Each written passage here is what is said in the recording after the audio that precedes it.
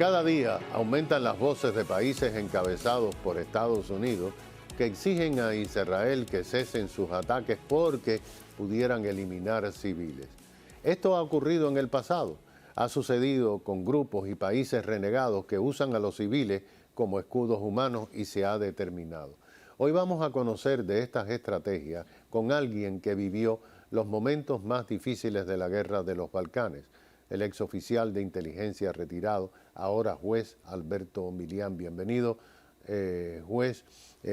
Esto que está ocurriendo en Israel y con Hamas es verdaderamente una gran interrogante, porque ¿cómo se puede combatir a un enemigo que tiene a millones de residentes civiles alrededor de sus armas y sus guerrillas?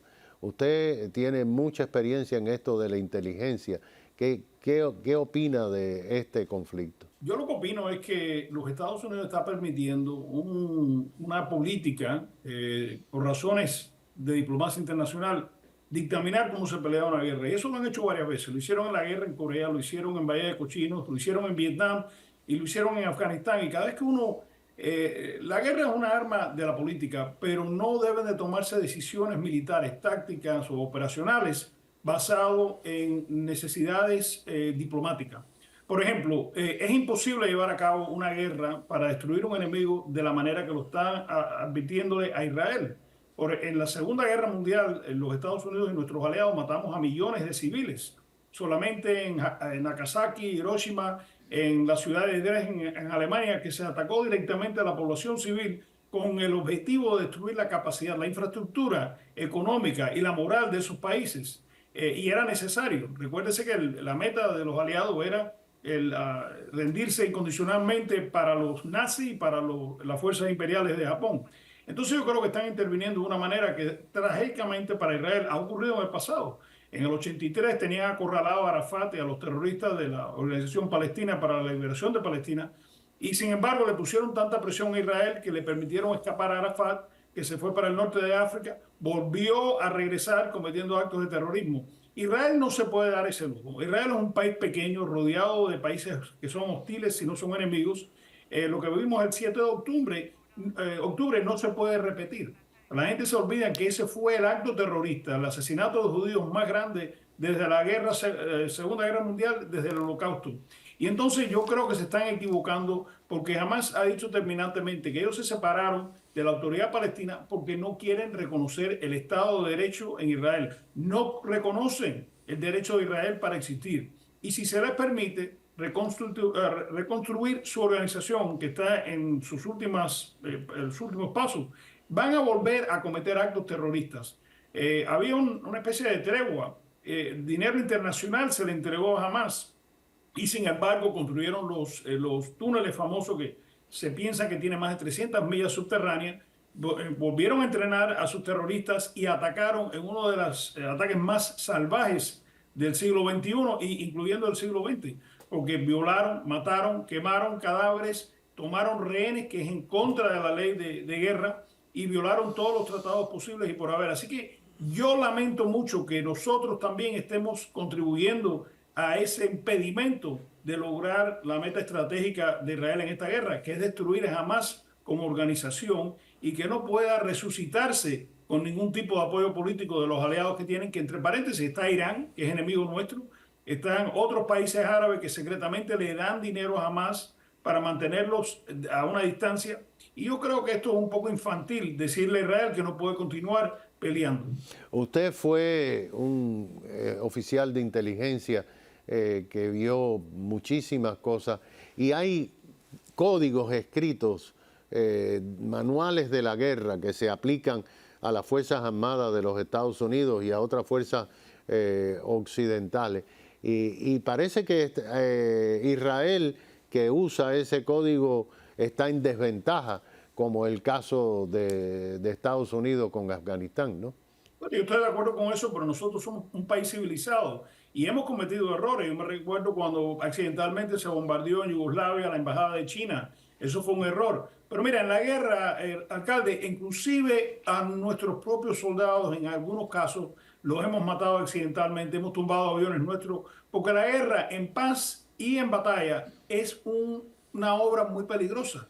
Hay paracaidistas que se han matado durante tiempos de paz, una vez en Fort Liberty, que es una base muy importante de las Fuerzas Especiales y de la División 82. Hubo un accidente en un entrenamiento con explosivos, 27 soldados terminaron muertos o heridos. Entonces la gente no reconoce que la guerra, la práctica de la guerra siempre es peligrosa. Estamos hablando de explosivos, estamos hablando de tanques, estamos hablando de artillería. Pero la desventaja para Israel es que Israel es la única democracia en esa parte del mundo, es el único país que tiene un sistema democrático y es un país extremadamente civilizado. La Corte Suprema de Israel ha sancionado a los militares y a los oficiales del gobierno cuando no han cumplido con la ley y las normas de Israel. Esa es la gran diferencia, pero el terrorista no tiene ley ninguna. Vaya, para mí es inconcebible ver como se hizo el 7 de octubre, lo que solamente ha ocurrido aquí durante una época muy oscura de esta nación, la guerra contra los indios americanos, o el que pasó en Vietnam, en la masacre de My Lai, que fue sancionado el oficial a cargo de eso, Calley, de apellido. Entonces, yo creo que debemos de cumplir, pero es hipócrita decirle a Israel que usen guantes, vaya, de quirúrgicos para llevar a cabo sus operaciones militares. Porque la guerra se basa en dos cosas, sangre y maniobra. Y mientras mejor uno maniobra, menos sangre, especialmente de nuestros propios soldados, va a perder. Pero yo creo que Israel, un elemento de las críticas de Israel, yo creo que es un país judío. Y yo creo que todavía en muchas partes del mundo, desgraciadamente, yo creo que hay un prejuicio antisemita que se va manifestando cuando se le permite a la gente. Y hay gente que lo vimos en las manifestaciones en las universidades, que estaban hablando de arrasar con Israel, de destruir el Estado de Israel. Y eso es una táctica de propagandistas que se ven ahora con la potestad de decir eso porque están justificando la destrucción de Israel. Yo completamente estoy apoyando al pueblo de Israel, no apoyo a Benjamín Netanyahu, creo que es hora que él se vaya de primer ministro, pero sí creo que se tiene que llevar a cabo esta guerra hasta la victoria. Además de eso, hay militares de alto rango en Israel que públicamente lo han dicho.